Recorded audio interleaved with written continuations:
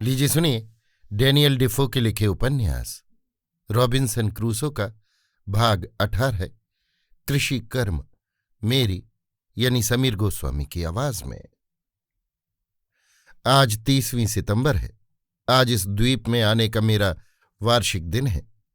लकड़ी के तख्ते पर तारीख के चिन्हों को गिनकर देखा। यहां आए 365 दिन हो गए। आज के दिन मैंने उपवास किया। दिन भर भूखा रहकर मैंने बड़े विनीत भाव से केवल परमेश्वर का भजन किया। सूर्यास्त होने पर एक बिस्कुट और थोड़े से सूखे अंगूर खाकर पारण किया।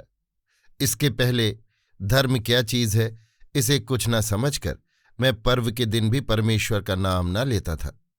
इस समय मैंने अपनी काष्ठ पंजी की दिन संख्या के चिन्ह के 7-7 विभाग करके रविवार का निर्णय कर लिया। पीछे से मुझे मालूम हुआ कि गिनती में एक दिन किसी तरह कम हो गया है। मेरे पास स्याही बहुत कम रह गई थी, इसलिए जीवन की विशेष घटना को छोड़ और दैनिक समाचार नहीं लिख सकता था। पहले लिखा जा चुका है कि मेरे घर के पास कुछ जौ और धान के पौधे उपजे थे। उनमें से मैंने 30 बालें धान की और 20 जौ की बीज बोने के लिए रख छोड़ी थीं।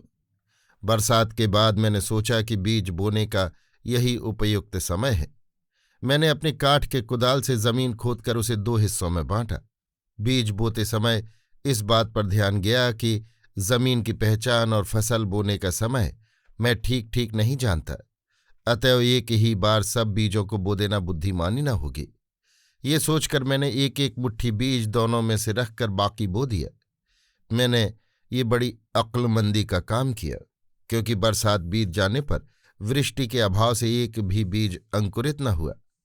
किंतु दूसरे साल वही बीज वर्षा का पानी पाकर सब के सब उग आए, जैसे नया बीज बोया गया हो।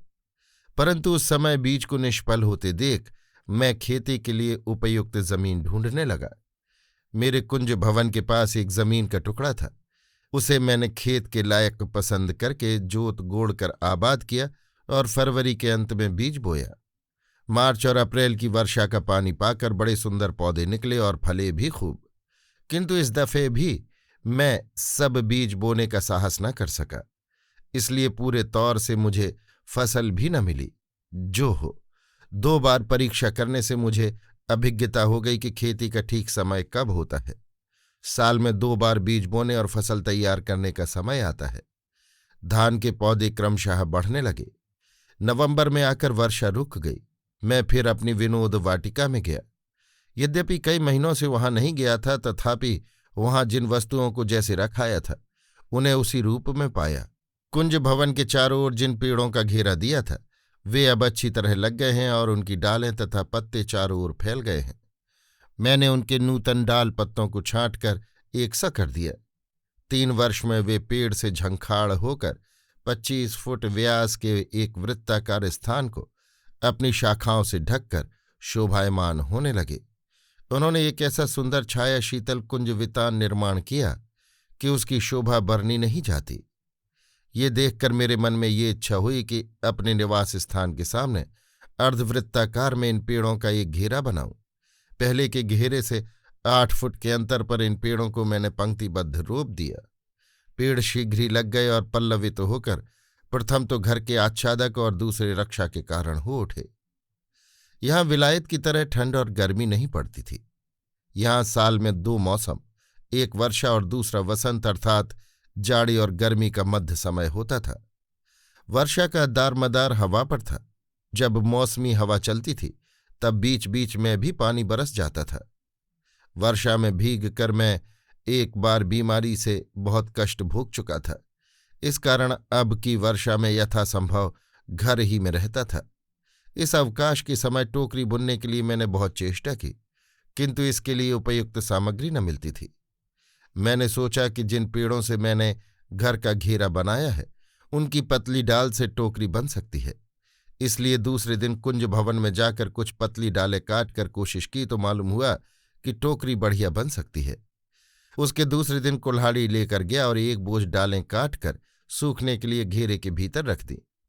जब वे डालें मुरझाकर काम लायक हो गईं तब उन्हें अपने घर पर ले गया। मैंने देश में अपने घर में टोकरी बनाने वालों को टोकरी बुनते देखा था और कुछ कुछ सीखा भी था। इस समय वो विद्या काम आ गई। मैंने छोटे बड़े कितने ही टोकरे बना डाले। यद्यपि वे खूबसूरत नहीं बने, तथापि घर के काम चलाने लायक तो हो गए। अपनी फसल रखने के लिए कितने ही टोकरों को खूब गहरा बनाया। मैं गर्मी के दिनों में बैठकर अधिकतर टोकरी ही बुनता रहा।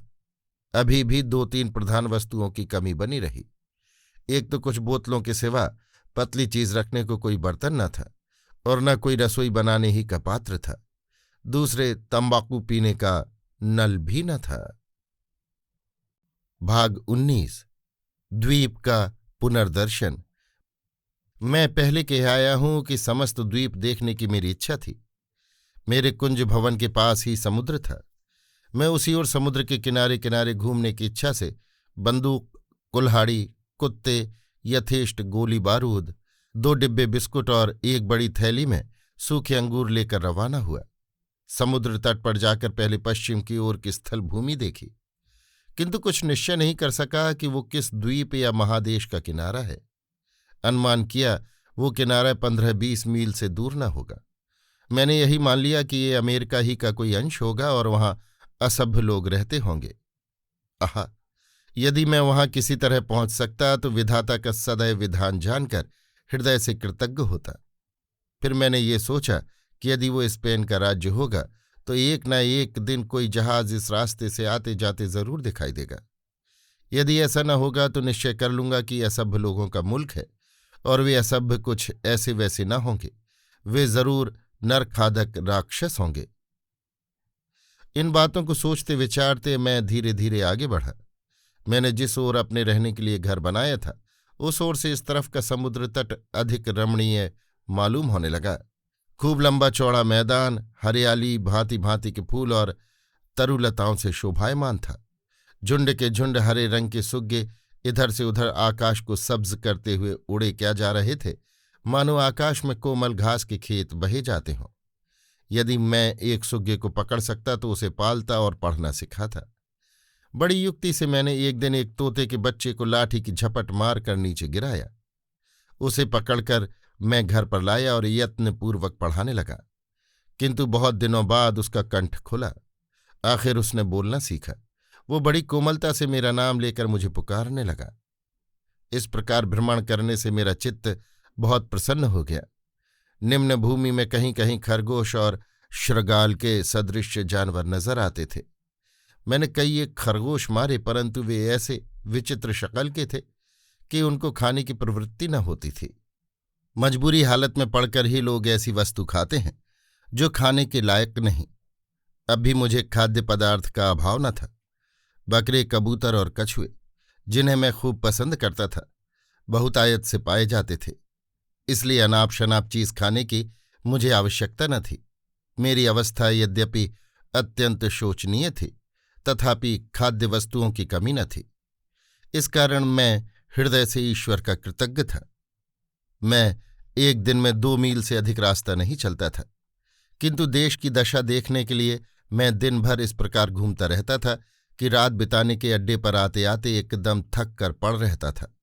पेड़ के ऊपर या जमीन में थोड़ी सी जगह घेर कर उसके भीतर रात बिताता था, जिसमें कोई जंतु मेरी निद्रित अवस्था में मुझ पर एकाएक आक्रमण न कर सके। इस तरफ समुद्र तट पर आकर देखा, कछुए और पक्षी बहुत थे। पक्षी प्रायः सब मेरे पहचाने हुए थे। जो परिचित ना भी थे उनका भी मांस बहुत स्वादिष्ट था। तब मैंने समझा कि जिधर द्वीप का सबसे खराब अंश था उधर ही मैंने घर बनाया है। वहां 1.5 वर्ष के भीतर मुझे इने गिने 3 कछुए मिले थे।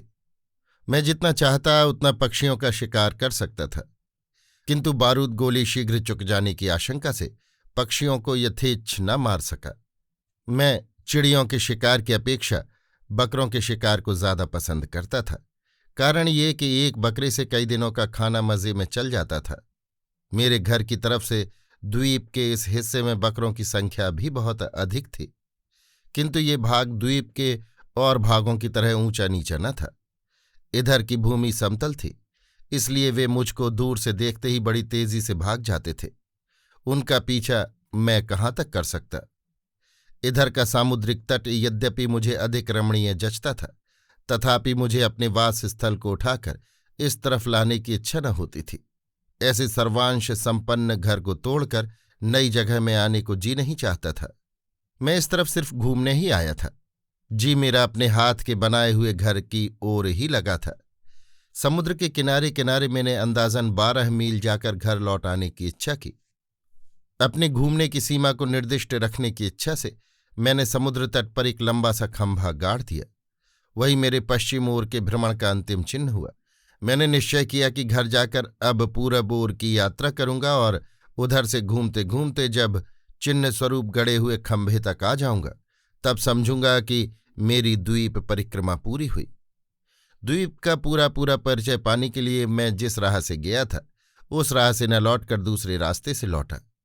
2-3 मील आते न आते मैं पहाड़ की एक ऐसी तराई में पहुंचा कि जंगल से ढकी हुई राह में दिशा का निर्णय करना कठिन हो गया। मैं अपने दुर्भाग्य से 3-4 दिन तक तराई के जंगल में मार्ग भूलकर घूमता रहा। उसकी वजह ये थी कि कई दिनों से आकाश कोहरे से बिल्कुल ढका था, इसलिए सूर्य को देखकर दिशा के निर्णय करने का भी सुयोग न था। मैं अत्यंत उद्विग्नतापूर्वक घूम फिरकर आखिर फिर समुद्र तट को ही लौट आया। यहां मैंने अपने चिन्ह स्वरूप खंभे को ढूंढ निकाला, फिर जिस रास्ते से घूमने आया था उसी रास्ते से लौटा। तब आकाश बिल्कुल साफ हो गया था। सूर्य का ताप असह्य हो उठा।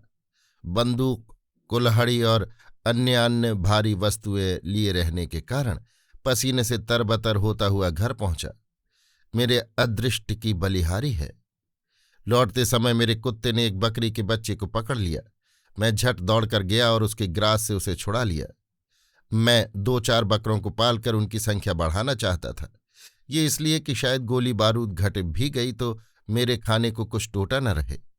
इस बकरी के बच्चे को घर ले जाकर पालूंगा, ये मैंने पहले ही सोच लिया था। अब एक गले की रस्सी बना करके उसके गले में बांध दी और उसमें एक रस्सी बांधकर उसे खींचते हुए किसी तरह अपने कुंज भवन में ले गया। मैं घर लौटने के लिए व्यग्र हो रहा था क्योंकि घर छोड़े 1 महीना हो गया था। बकरे को खींचकर घर ले जाने में विलंब होता, इसलिए उसे कुंज भवन में ही बांध रखा। बहुत दिनों के बाद घर लौटकर बिछौने पर सोने से जो आराम और सुख मिला उसका वर्णन नहीं हो सकता। चिरवियोग के बाद प्रिय सम्मिलन का सुख और परदेशी को स्वदेश लौटने का सुख भी इस सुख के आगे तुच्छ है। मैंने इस निरुद्देश यात्रा में जो कुछ सुख का अनुभव किया था उससे कहीं बढ़कर सुख घर आने पर मिला। इससे मैंने संकल्प किया कि अब से कभी अधिक दूर न जाऊंगा। मैंने घर आकर 1 सप्ताह विश्राम किया। इधर कई दिनों तक मैं तोते के लिए एक पिंजरा बनाता रहा। एकाएक मुझे कुंज भवन में बंधे हुए बकरे के बच्चे की बात स्मरण हो आई। मैं उसे घर ले आने की इच्छा से रवाना हुआ। वहां जाकर देखा वो मारे भूख प्यास के अधमरा सा हो गया है। मैंने पेड़ से हरे पत्ते तोड़कर उसे खिलाए। वो भूख से ऐसा व्याकुल था कि खाने के लोभ से पालतू कुत्ते की भांति आप ही मेरे पीछे पीछे आने लगा। मेरे हाथ से दाना घास पाकर वो खूब हिल गया। मेरे साथ वो सखा सा व्यवहार करने लगा। मैं भी उसे जी से प्यार करने लगा। भाग 20 फसल। इस द्वीप में मेरा 3रा साल आरंभ हुआ। प्रथम वर्ष की तरह दूसरे साल का वृतांत यद्यपि मैं सविस्तार वर्णन नहीं करता, तो भी पाठकों ने समझ लिया होगा कि मैं आलसी बनकर बैठ न रहा था। शिकार खेलना, घर बनाना, खाद्य सामग्री तथा आश्रम की उपयुक्त वस्तुओं का संग्रह करना इत्यादि सब काम मुझी को करना पड़ता था। उपकरण न होने से सीधा काम भी मेरे लिए परिश्रम साध्य और समय सापेक्ष हो जाता था। 2 आदमी जिस तने में से दिन भर में कम से कम 6 तख्ते चीर कर निकाल सकते हैं, उसी में से मैंने 42 दिन में सिर्फ 1 तख्ता निकाला था। पाठकगण इसी से मेरे काम की श्रृंखला और दौर्भाग्य की बात समझ जाएंगे। मैं इस द्वीप में उतरने की तिथि 30वीं सितंबर को बराबर पर्व दिन की भांति पवित्र मानकर उत्सव मनाता था। ईश्वर ने इस जनशून्य द्वीप में मेरी इस असहाय अवस्था में जो कुछ सुख सामग्री दे रखी है वो इतने दिन तक कभी स्वजन समाज में प्राप्त न हुई थी। इस कारण उनके चरण कमलों में मेरा चित्त चिरकृतज्ञ बना रहता था। दूसरी बात ये कि मैं अब अकेला ही कैसे हूं। ईश्वर अलक्षित रूप से मेरा साथ देकर मेरी निर्जनता को पूर्ण कर रहे हैं। इस समय मुझे उन पर भरोसा है। वे मेरे लिए शांति, सांत्वना और उज्ज्वल आशा के रूप में प्रकाशमान हैं। पहले जब दुख के भार से मेरा मन व्याकुल हो उठता था, तब मैं रोकर सांत्वना की खोज करने लग जाता था, किंतु अब और तरह की सांत्वना को न खोजकर बाइबिल पढ़ता हूं। एक दिन मेरा मन बड़ा ही उदास था। मैं सवेरे बाइबिल लेकर पढ़ने बैठा। पन्ना उल्टाने के साथ पहले ही इस वाक्य पर दृष्टि पड़ी। ईश्वर का कथन है, मैं अपने भक्तों को कभी नहीं छोड़ता, किसी भी अवस्था में नहीं। आह, कैसा चमत्कृत वाक्य है, कैसी मधुमयी वाणी है। मानो स्वयं भगवान मुझको सांत्वना देकर ये बात प्रत्यक्ष रूप से कह रहे हैं। तो अब भय क्या, मैं भी उसी जगत पिता का एक पुत्र हूं। इसी प्रकार काम करते और सोचते विचारते हेमंत काल उपस्थित हुआ। इस समय मेरी धान और जौ की फसल के पकने का समय आया। धान के पौधे खूब हरे भरे थे, किंतु मैंने देखा कि धान के विनाशक शत्रुओं से मेरा सर्वनाश होने की संभावना है।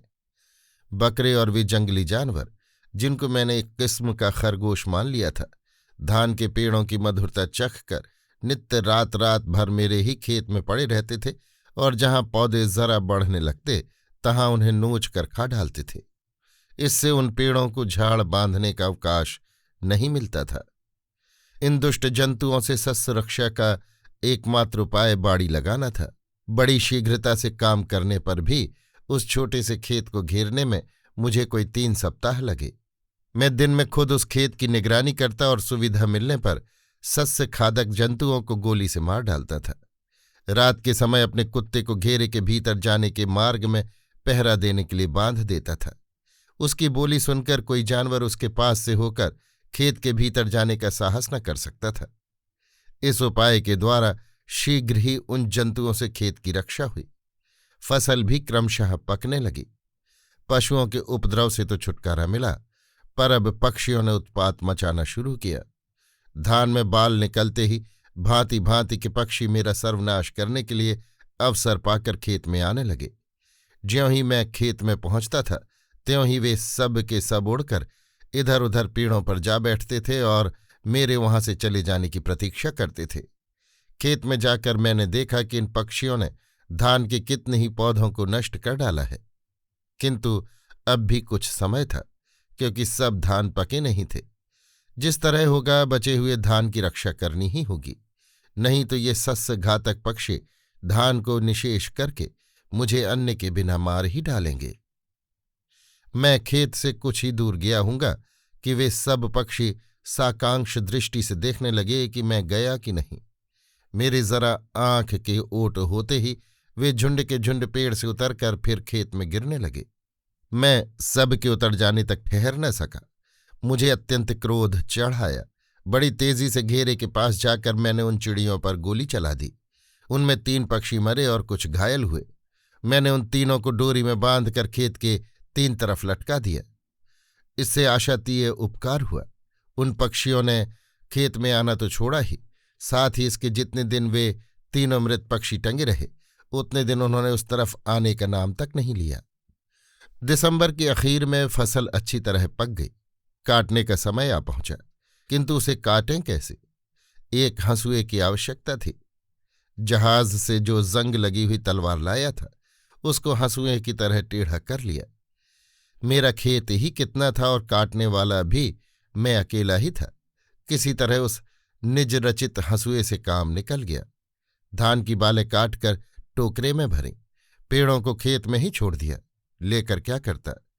धान की बालें घर पर ले आया और लाठी से पीटकर उनके दाने छुड़ा लिए। मेरे आनंद और उत्साह की सीमा न रही। ईश्वर की कृपा होगी तो समय पाकर अब मेरे आहार का अभाव मिट जाएगा।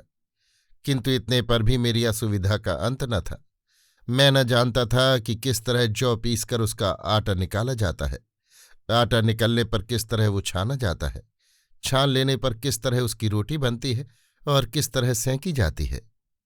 कैसे क्या होगा, इसकी चिंता छोड़कर मैंने इस दफे की सारी फसल बीज के लिए रख छोड़ी और बीज बोने के समय से पहले मैं अपने खाने पीने की सामग्री संचय करने में जुट गया।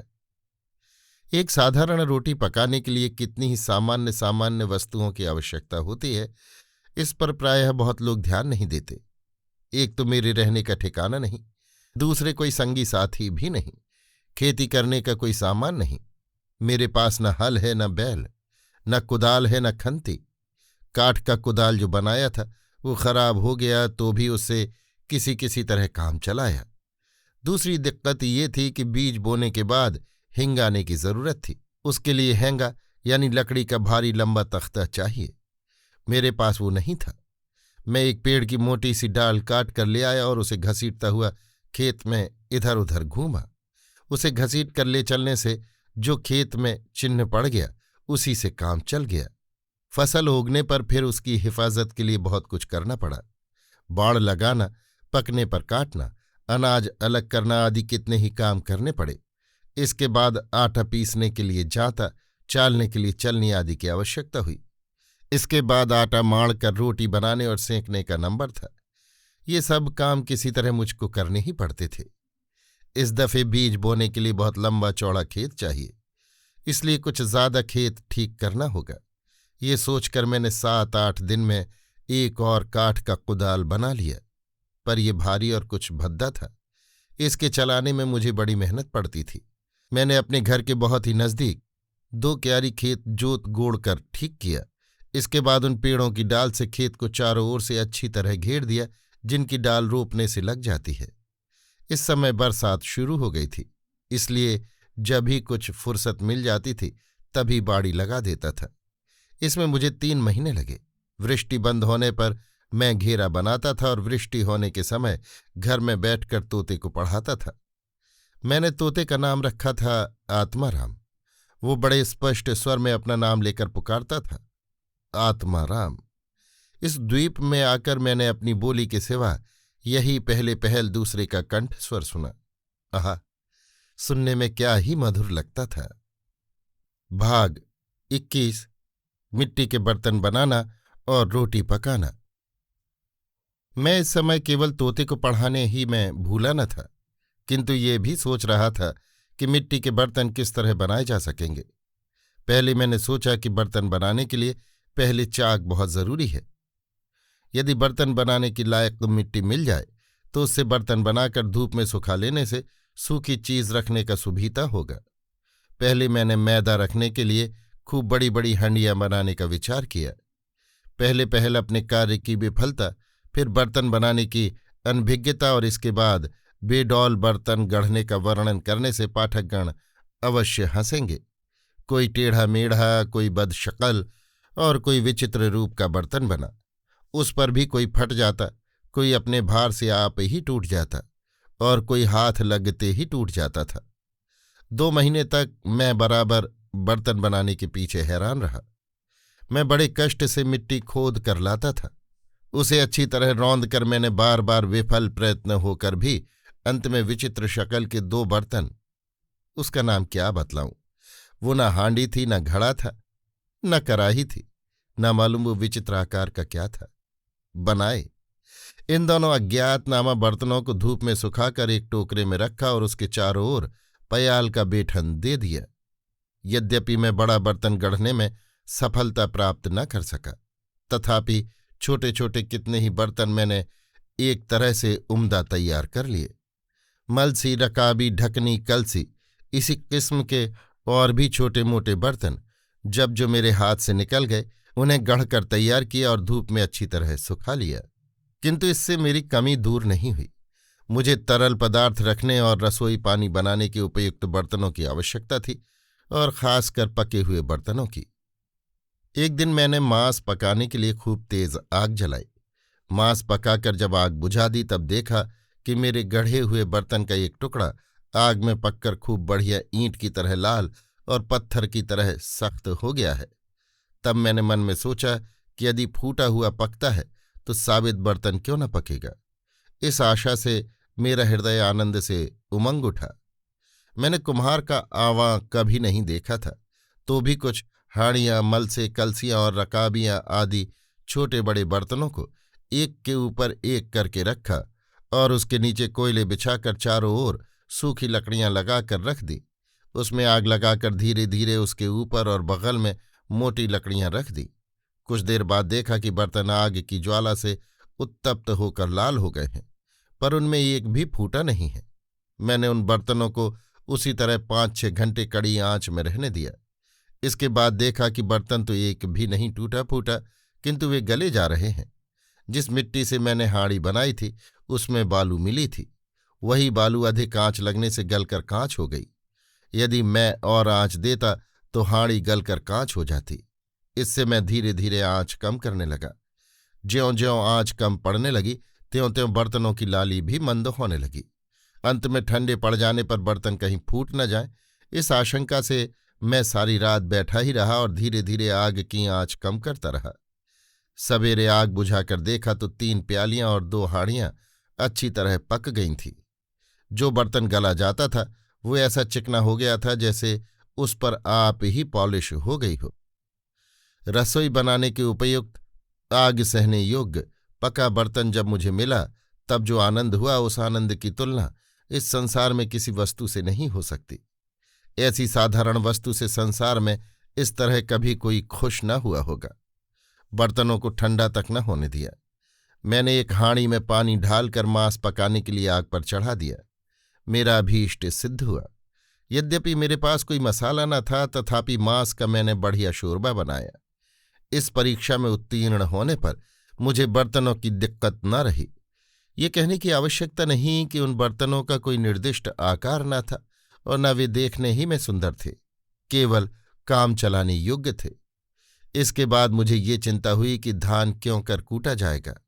न मेरे पास ओखली थी, न मूसल था, और न लोहे का ही ऐसा कोई पात्र था जिसमें कूटकर चावल निकाले जा सकें। इसके अलावा एक चक्की की भी बड़ी आवश्यकता थी, किंतु 2 हाथ मात्र उपकरण से जांता तैयार करने की कल्पना भी पागलपन से खाली नहीं कही जा सकती। मैं किस तरह अपने उद्देश्य को सिद्ध करूंगा, ये सोचकर बड़ा ही व्यग्र हुआ। एक भी युक्ति ध्यान में न आई। मैं न जानता था कि किस तरह पत्थर काटा जाता है। दूसरी बात यह कि पत्थर काटने के उपयुक्त कोई औजार भी मेरे पास न था। मैंने सोचा कि यदि एक मोटा सा पत्थर का टुकड़ा मिल जाए तो उसके बीच में गड्ढा सा खोद करके ओखली बना लूंगा, किंतु वैसा एक भी पत्थर कहीं गिरा पड़ा दिखाई नहीं दिया। पहाड़ पर उसकी कमी न थी, किंतु पहाड़ पर से काट कर या खोद कर ले आना मेरे सामर्थ्य से बाहर की बात थी। एक बात यह भी थी कि सभी पत्थरों में बालू के कण मिले रहते थे। ऐसे पत्थर की ओखली बनेगी भी तो वो मूसल का आघात सह न सकेगी। मान लो यदि सह भी ले तो आटे या चावल में बालू के कण किचकिच करेंगे ही। ये सोच विचार कर मैंने पत्थर से काम निकालने की आशा छोड़ दी और सख्त लकड़ी का एक ऐसा कुंदा ढूंढने लगा जिसको मैं अकेले लुढ़काकर घर पर ला सकूं। ऐसा कुंदा ढूंढ निकाला। उसको कुल्हाड़ी से काटकर पहले ढोलक की तरह दोनों ओर से चिपटा और बीच में गोल बनाया। फिर उसके नीचे और ऊपर के हिस्से को मोटा रखकर बीच के हिस्से को चारों ओर से छांटकर कुछ पतला किया। अब उसका आकार बहुत कुछ डमरू का सा हुआ। फिर उसे खड़ा करके ऊपर के भाग को कुल्हाड़ी से खोदकर और उसके मध्य भाग को आग से जलाकर किसी तरह खोखला किया। मैंने जिस कठोर वृक्ष के कुंदे की ओखली बनाई उसी पेड़ की एक सीधी डाल काट कर ले आया और उसे कुल्हाड़ी से काटकर खंभे के आकार का लंबा सा मूसल बना लिया। ओखली मूसल तैयार हो जाने पर उन्हें आगामी फसल की उपयोगिता की आशा पर रख छोड़ा। अब चिंता इस बात की रही कि फसल उपजने पर मैदा बनाकर रोटी कैसे बनाऊंगा। इसके बाद मैदा चालने के लिए एक चलनी भी जरूर चाहिए। बिना इसके मैदे से भूसी निकालना कठिन है और भूसी मिले हुए मैदे की रोटी खाने योग्य न होगी। चलनी का काम कैसे चलेगा, ये कठिन समस्या उपस्थित हुई। मेरे पास महीन कपड़ा भी न था। जो कपड़े थे वे सब फटकर चिथड़े चिथड़े हो गए थे। मेरे पास बकरे की ऊन बहुतायत से थी, पर उससे कुछ बुनना या बनाना मैं ना जानता था। चल्ली बनाने का उपाय सोचने में मेरे कई महीने बीत गए, पर एक भी उपाय न सूझा। आखिर मुझे ये बात याद हुई कि जहाज पर से जो नाविकों के कपड़े लत्ते लाया हूं उनमें कितने ही कपड़े जालीदार और मलमल भी हैं। मैंने उन्हीं के द्वारा छोटी छोटी 3 चलनियां बनाईं। इन चलनियों से कई वर्ष तक मेरा काम निकला। इसके बाद मैंने क्या किया वो आगे चलकर कहूंगा। अब रोटी बनाने की चिंता हुई। मैदा तैयार होने पर किस तरह रोटी बनाऊंगा। आखिर मैंने सोचा कि रोटी पकाने का काम भी मिट्टी के बर्तन से ही लेना चाहिए। फिर क्या था, मैंने मिट्टी का तवा बनाकर उसे आग में अच्छी तरह पका लिया। इससे रोटी पकाने का काम मज़े में निकल गया। मैंने धीरे धीरे रोटी पकाने का सभी सामान दुरुस्त कर लिया, चूल्हा भी बना लिया। मुझे अपने हाथ से रोटी पकाकर खाने का सौभाग्य पहले पहल प्राप्त हुआ। इससे मेरे आनंद की सीमा न रही। रोटी के सिवा मैं अब कभी कभी चावल की पिट्ठी के पुवे भी बनाने लगा। इस द्वीप में निवास करते मेरा 3रा साल इन्हीं सब कामों में कट गया। इसी बीच मैं अपनी फसल काट कर घर ले आया और उसे टोकरे में भर भर कर हिफाजत से घर के भीतर रख दिया। अब मेरे पास अन्न की कमी न रही। मैं अब दिल खोलकर अन्न खर्च करने लगा। खूब रोटी पकाता और भरपेट खाता था। मुझे अब अन्न रखने के लिए बुखारी की जरूरत हुई। मैं अन्न की बदौलत इस समय एक अच्छा मातवर आदमी बन गया। अभी आप सुन रहे थे डैनियल डेफो के लिखे उपन्यास रॉबिन्सन क्रूसो का भाग 21 मिट्टी के बर्तन बनाना और रोटी पकाना, मेरी यानी समीर गोस्वामी की आवाज में।